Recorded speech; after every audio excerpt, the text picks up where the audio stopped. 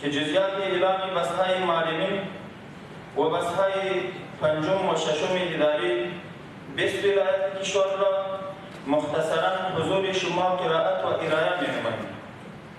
ریاست عمومی منابع بشری و انکشاف اداره در هماهنگی با ریاست‌های استخدام و تشکیلات و در همکاری با اداره ملی امتحانات و اداره اصلاحات اداری در مرحله اول امتحان کنکور جمعی را برای 1913 بست معلمین پنجم و ششم ریاست معرف شهر کابل و ولایت کابل برگزار نمود که خوشبختانه این پروسه به شکل موافقانه تطبیق و مرحله استخدام کاندیدان عملا جریان دارد.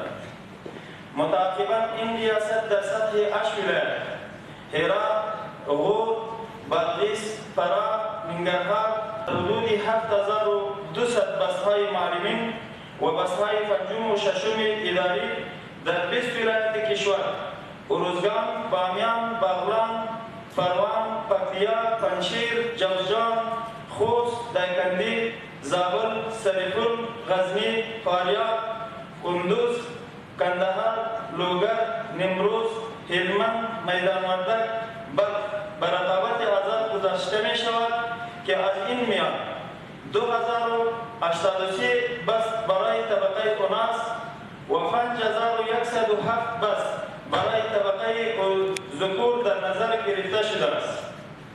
جزئیات اعلان بسهای متذکره از تاریخ 7 جوزای 1401 الی تاریخ 31 جوزای 1401 به اعلام سپرده می شود. در 30 روز اول اعلان فرم توزیع نمی گردد و در 12 روز اخیر اعلان فرمها توزیع می شود. جهت ایجاد سهولت برای متقاضیات فرمها در سطح تمام ولسوالی‌ها و مراکز ولایت توزیع می شود. تیم مختلف متشکل از نماینده‌های اداره اصلاحات اداری و ریاست عمومی منابع بشری برای تطبیق برنامه با ولایت اعزام می شود. در اخیر از تمام همکاران نهادها و ادارات ذی دخل شامل اداره محترم اصلاحات اداری، اداره ملی امتحانات و ریاست‌های معارف ولایت و مسئولین در ریاست‌های استخدام و تشکیلات وزارت معارف و با ویژه رهبری مقام وزارت معارف برای حمایت هرچه بیشترشان در قسمت برگزاری این پروسه ملی ابراز سپاس و امتنان می‌نماییم. ولا تكلفنا بعذابك وعافنا قبل ذلك. اللهم لا تسلط علينا بذنوبنا وبسوء اعمالنا واقوالنا من لا يخاف ولا يرحمنا.